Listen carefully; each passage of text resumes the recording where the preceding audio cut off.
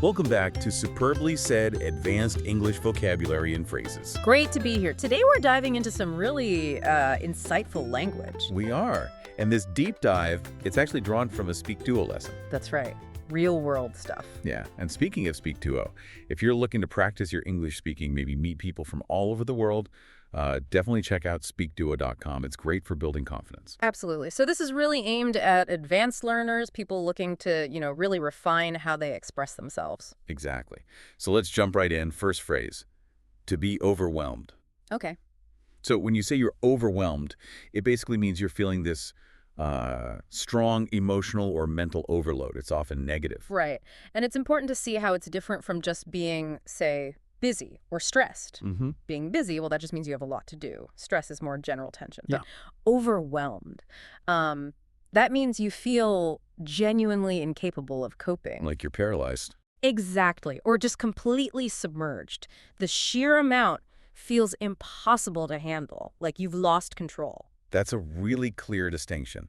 It's not just a full plate. It's like the plate is about to collapse. Yeah, precisely. So an example might be at work, our project manager felt completely overwhelmed by the last-minute changes to the budget proposal.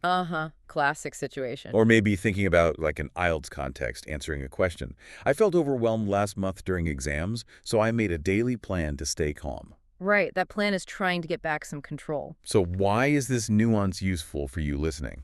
Well, it lets you express that precise feeling. You're not just vaguely stressed. No, you're communicating, you're at your limit, maybe struggling to function. It's much more specific, especially in high-pressure situations. Definitely. Okay, next up, a really nice idiom, to bring something to life. I like this one. It means making something more interesting, more real, more exciting, giving it some energy. Yeah, and let's compare it to just explaining clearly or clarifying.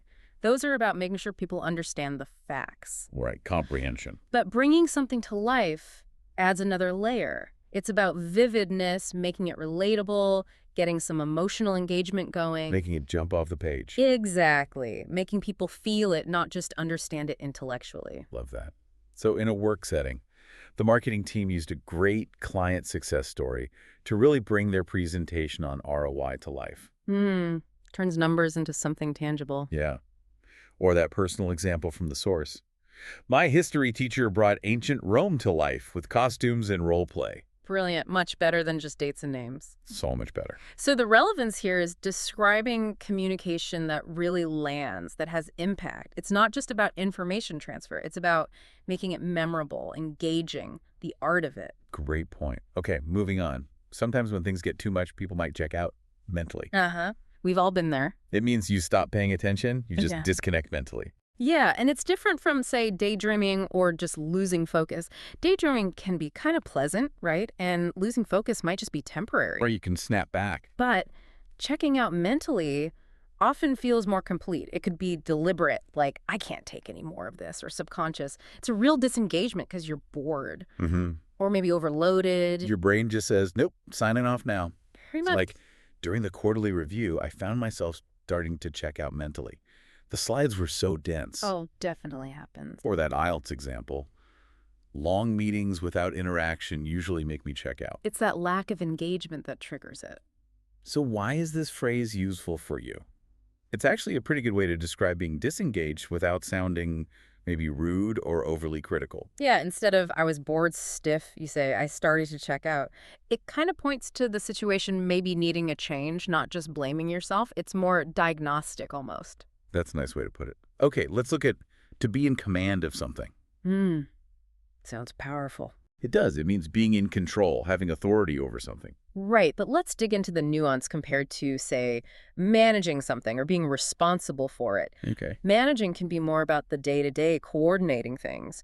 Responsible for means you're accountable, but maybe you don't have the final say. In command of, though, that suggests a higher level of real, decisive authority. Strategic oversight. Yes, exactly. Strategic oversight, the power to direct things, to make the big calls, it really implies leadership. It gives you a real sense of someone steering the ship, doesn't it? Absolutely. Like this work example.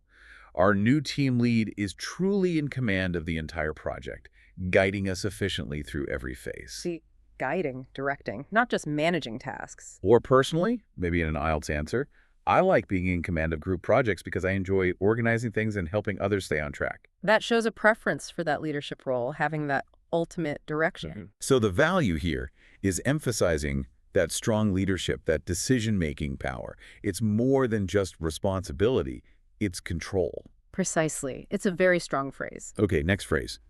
To shift into a field role. Ah, career changes. Yeah, it means moving or transitioning into a different job or area of activity. And again, let's compare. How is shifting into different from just changing jobs or taking on new duties? Good question. Well, changing jobs could just mean moving to a new company, but doing the same thing. Taking on new duties might be within your current role, but shifting into, that implies a more significant move. Like a deliberate strategic change. Yes. A substantial transition in your professional focus, maybe even your identity. It suggests a bigger career change, a real reorientation. Right, not just moving desks. So, for example, after her internship in marketing, she decided to shift into finance full-time, finding it a better fit for her analytical skills. That's a definite shift. New field, new skills needed. Or the example from the source. Yeah. Yes, I shifted from science to business studies 2 years ago, which was quite a change. Big change. Different way of thinking required. So for you learning advanced English, this phrase helps you talk accurately about those bigger career moves, those significant life changes where you deliberately change direction. It captures that sense of evolution. Well put. Okay, next. To be immersed in something. Ooh, I like this one too. Total focus. Totally. Being fully involved, deeply engaged in an activity, just lost in it. And it's way more intense than just being busy with something or interested in it. How so? Well, busy with just means you're occupied. Interested in is, milder engagement. But immersed, that's total absorption. Your attention, your time, your thought, they're all completely dedicated. To the point where you block out distractions. Exactly. The outside world kind of fades away. That's the feeling of immersion. Perfect. Like at work. When our team is deeply immersed in a complex problem, we often lose track of time. Happens all the time when you're in the zone. Or that classic example. She was so immersed in her book that she didn't hear the phone ring. The book had completely captured her. Yeah. So this phrase is fantastic for vividly describing that intense focus, that deep concentration and engagement. It paints a picture of complete dedication, whether it's work, a hobby, whatever. Definitely paints a picture. Yeah. Okay, we're nearing the end of the list. Let's talk about to feel talked at. Ugh. Not a pleasant feeling. No, it means feeling like someone is speaking, but they're not really engaging with you. It's one-sided. And it's got a really strong negative feel, doesn't it? It's not like being lectured, which might happen in a class, or just being informed, which is neutral. Right. Feeling talked at specifically highlights that the speaker is ignoring cues, questions, any attempt at real dialogue. You feel passive, maybe dismissed. Like you're just a wall receiving information. Exactly. No interaction, no connection. So at work, during the all-hands meeting, the CEO just read from the slides, and honestly, I felt talked at, not talked to. That distinction, talked at, not talked to, is key. Or personally. Yes, especially when someone uses lots of jargon without explaining, it makes you feel talked at. Because they're not considering the listener at all. So understanding this phrase helps you articulate that feeling of being excluded from a conversation when genuine dialogue is missing. It points to poor communication dynamics. Very useful for identifying that. And closely related is our next one, one-way conversation. Yeah, basically the situation that makes you feel talked at. Right. It's a noun collocation describing when one person just talks and talks without listening. And it's different from, say, a monologue or a speech, right? Because those are meant to be one person speaking. Good point. Like a play. Yeah. But a one-way conversation highlights the imbalance in what should be a two-way street. It's an attempted conversation that fails because one person dominates. The expected give and take just isn't there. It's the breakdown of dialogue. Exactly. Like, my performance review felt like a one-way conversation. I couldn't get a word in to discuss my ideas. Ouch. That's not a review, that's a lecture. Pretty much. Yeah. Or personally. I much prefer balanced conversations. One-way talks just aren't engaging. Who does? They're exhausting. Totally. So this phrase clearly flags that breakdown, that lack of reciprocal engagement. It nails the problem of imbalance. Okay, last one. A really powerful idiom. To rewrite one's story. This one's deep. It is. It means changing how you think about your past, your habits, maybe even your identity, leading to a new direction.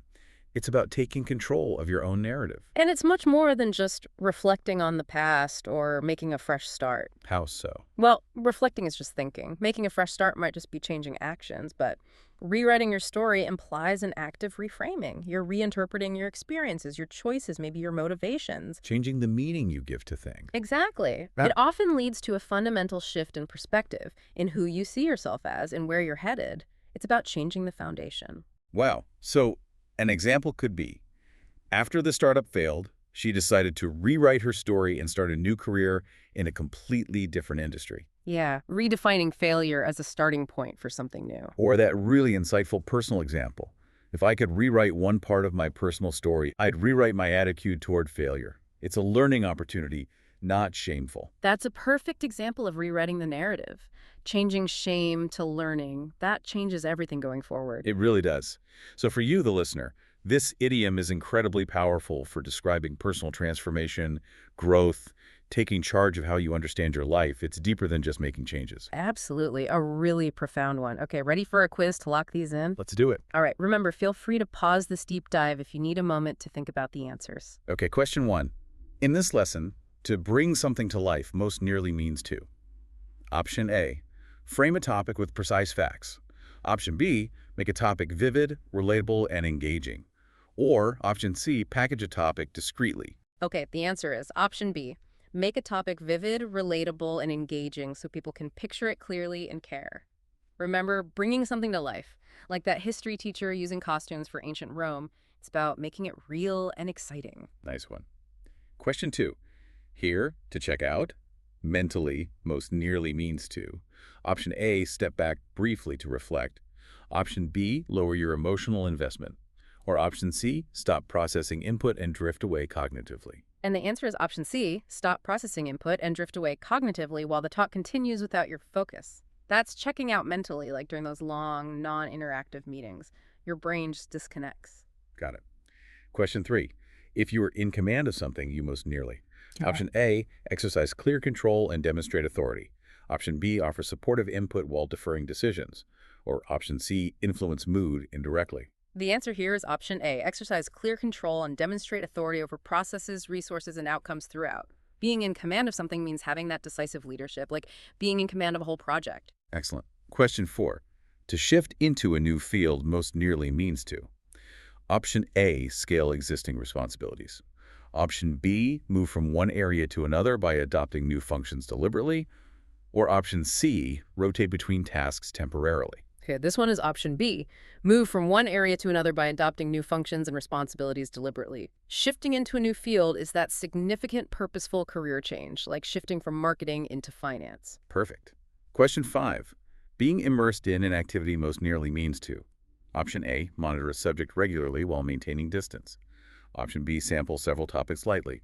Or option C, be deeply absorbed in an activity so attention, time, and thought are fully engaged. And the answer is option C. Be deeply absorbed in an activity so attention, time, and thought are fully engaged. Being immersed in something is that total absorption, like being so immersed in reading you don't hear the phone. 3 more. Question 6. To feel talked at in this context most nearly means to. Option A, experience one-sided delivery ignoring dialogue. Option B, sense strong disagreement. Or option C, notice technical vocabulary. The correct answer is option A, experience one-sided delivery, where the speaker ignores cues, questions, and genuine dialogue. That's the core of feeling talked at, the lack of real interaction, feeling like a passive recipient. Right. Question 7.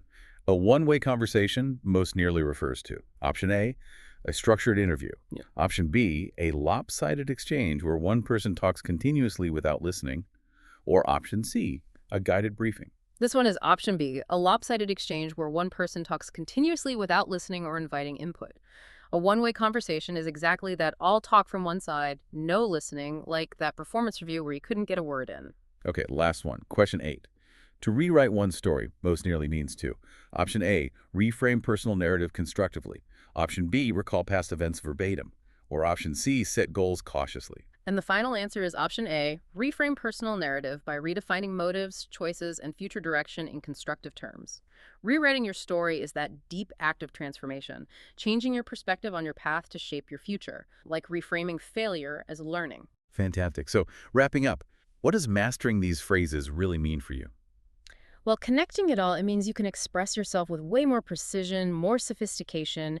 You can capture those subtle differences in meaning. Whether it's at work, or maybe for an exam like IELTS, or just chatting. Exactly. It elevates your communication beyond just the basics. It adds nuance, impact. And here's something to think about. How could you use just one of these phrases today? Maybe you did feel overwhelmed earlier, or perhaps you've been thinking about rewriting your story regarding a certain goal. Yeah, that leads to a good question to reflect on. Which phrase resonates most with a recent experience you've had, or maybe an ambition you hold? How could you use it to describe that? Try it out. The more you use them, the more natural they become. Yeah, And keep practicing. Don't forget, SpeakDuo.com is there to help you connect and build fluency. absolutely. Thanks so much for joining us for this deep dive today.